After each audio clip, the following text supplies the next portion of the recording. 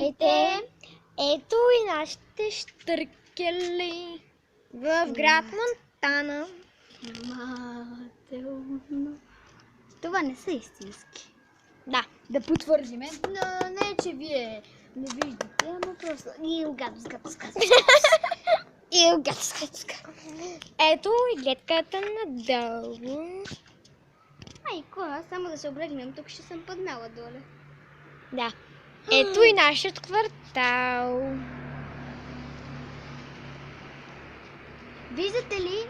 Е там белите етажи, последния и предпоследния. Аз живея на последния. Последния е онзи с бялото отворния прозорец. Това е квартал и това е нашата улица Райник Княгиня. Номер не знаем. Номер няма да ми кажем.